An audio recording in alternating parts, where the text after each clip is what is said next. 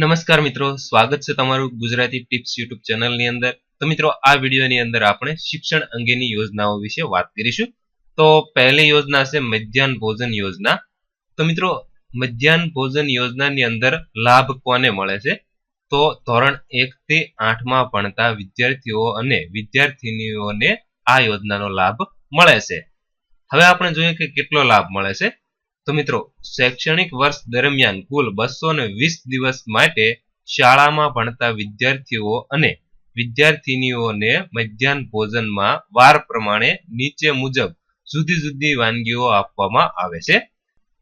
તો મિત્રો, સોમવારે પ્રથમ ભોજનની અંદર વેજીટેબલ ખીચડી, નાસ્તાની અંદર સુખડી આપવામાં આવે છે.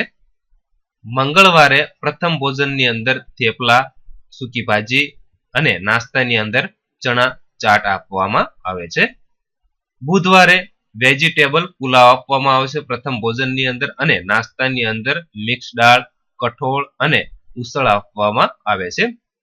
ગુરુવારે પ્રથમ ભોજનની અંદર દાળ અને ઢોકળી આપવામાં આવે છે, અને નાસ્તાની અંદર ચણા ચાટ આપવામાં આવે છે. શુક્રવારે પ્રથમ ભોજનની અંદર દાળ ભાત આપવામાં આવે છે, અને નાસ્તાની અંદર મુઠિયા આપવામાં આવે છે.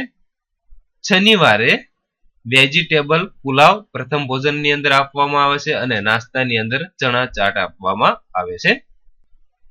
અને મિત્રો, બાળકોને રોજ દૂધ આપવામાં આવે છે. આ યોજના અંતર્ગત ધોરણ 1 થી 8 માં અભ્યાસ કરતી આદિજાતિ કન્યાઓને શાળામાં 70% હાજરી હોય તો 60 કિલોગ્રામ અનાજ મફત 2 તબક્કામાં આપવામાં આવે છે.